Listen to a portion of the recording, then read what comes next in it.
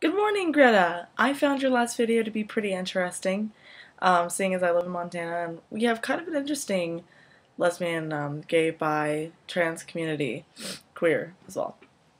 And it's cool to see that you're working on that stuff over there. I really hope that your campaign goes well. I know you're putting in a lot of effort. So yeah, if you live in Maine and you're watching this video, vote to legalize gay marriage in Maine. So today what I wanted to talk about is, I guess, feminism and kind of the bad rap it seems to get, and also just some personal experiences. So before this summer, I would have never really called myself a feminist, I would say. I kind of thought it was like a silly thing girls used to get attention if they wanted to seem like independent and cool and fierce and whatever. I don't know. And so I would have never really affiliated myself with feminism. It's kind of a dirty word in a way in our country, kind of like Marxism. It automatically sort of assumes these character traits about you, and I completely disagree with that method of thinking. So I'll start with some stories that I wanted to talk about, which led me into sort of following the feminist mantra. But at the beginning of the summer, I had a very dear friend who had an IUD inserted, and her boyfriend was gone, but so she didn't really have anyone to talk to, and so she talked to me about it. And her family is not accepting of sex before marriage, and so she didn't really have anybody to talk to at all, and it kind of had to be a secret. And I don't know for anyone watching if you've ever had an IUD inserted or if you have one now, but it's a very, very painful process. It's been compared to childbirth, and it is like your period on steroids. Isn't that a terrifying thought? So, she had this inserted and really didn't have anyone to talk to, and her doctor, she kind of went in and out, and it's a very expensive procedure, and she had to carry the burden of that alone because her parents would not obviously have paid for it with their insurance. So it was just kind of very interesting because there were not that many resources out there for someone dealing with this. It was sort of an emotional thing.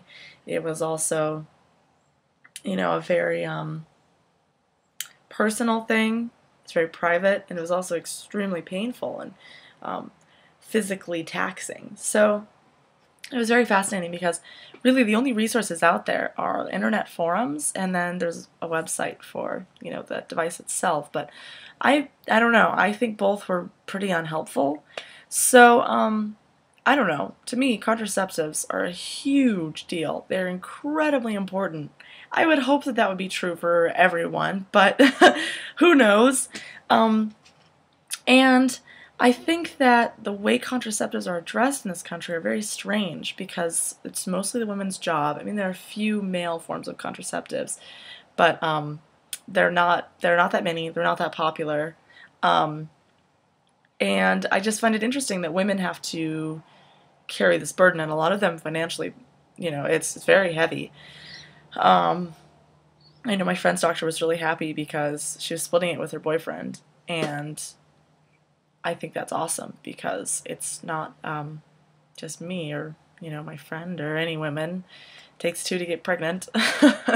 Men, we don't get pregnant by ourselves. All these men making these crazy healthcare laws. And so I just kind of found that interesting. And also, it's not even just the financial burden, but women carry all the physical burdens of birth control. And, whether it's the pill, which I was on at one point, and I freaking hated it because it makes me act like so emotional and bitchy and crazy.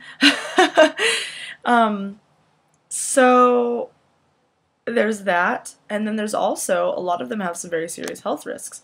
Like an IUD, for example, can perforate the uterus, and then you face the risk of becoming infertile. Which, maybe you don't want to have babies when you're 18, which is great. Don't have babies when you're 18, but maybe you want to have them when you're 30. Who's to say, So there's that, and I began to be more open-minded and more interested in all these different things that I was seeing more and more of. And then on the other side of that, so there's a sexual health aspect to it, just within birth control, etc. And then there's also just the health part. So one of my other friends, she gets cysts in her uterus, and she's a tiny, tiny, adorable person, and she's had them 3 different times, and I had never heard of uterus cysts. I don't know, and I guess that they are just big globs of like tumor kind of things on your uterus, and I guess they're like incredibly painful. And she said the first time she had one, it was like the size of a golf ball by the time they cut it out. And when they cut it out, they basically just went right up there, used a knife, didn't give her any anesthetic, and cut it out. And she said it was the most pain she's ever been in her entire life. And to me, that's kind of scary, just that wasn't taken seriously. I had another friend who had another sexual health problem. She was having her period constantly. Can you imagine that? Can you imagine how horrible that would be? Terrible. I can't even imagine. And basically, they tried a lot of different things, and they ended up doing sort of this medieval procedure where they basically shoot searing hot water up into her uterus. And she also said that it was horrendously painful. She was even doped up. And her commentary to her doctor as she was coming out of her procedure was, "You would have never done this if this was a man's penis." And you know what? I can't help but seeing some validity in that. A lot of validity in that, as a matter of fact. So just sort of talking to women and exploring these ideas sort of raised my awareness as to what a joke women's healthcare is in this country. I was very moved and identified with so many of these issues.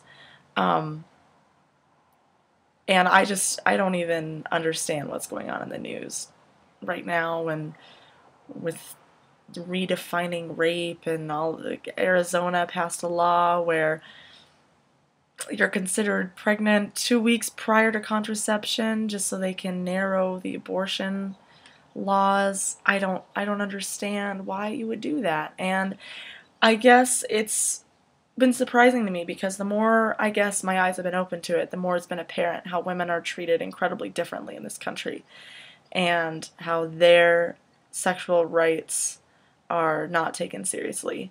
And I mean, next week I kind of want to talk about how sexual offense is not taken seriously in this country as well, and I just think that sort of stems from this. And I don't know, maybe Greta, you have some idea as to why this is. But yeah, I'm sort of new to everything and educating myself right now, and it's incredibly frustrating to witness this occurring in the world, because we are supposed to live in a country of equality, but here we have this massive disparity. So that's all I really have to say for today, but it's something that moves me a lot, and I think every woman who is educated and values her rights and the rights of all of her fellow women should be being active in this campaign, and should, in this election year, and should be reading everything very closely, paying attention, because it's our bodies at stake, unfortunately, in 2012, which is kind of insane. So yeah, that's kind of the biggest thing I had to say. So my tidbit for the week, I've been listening to a lot of Modest Mouse covers, so check out Pickin' on Modest Mouse by Iron Horse, which is a bluegrass tribute to Modest Mouse, and also check out Sun Kill Moon's cover of Modest Mouse. My favorite is Trucker's Atlas. So I'll see you next week, Greta. I love you and miss you to death, and I hope you're having a wonderful time being all politically active and awesome in Maine. Mwah!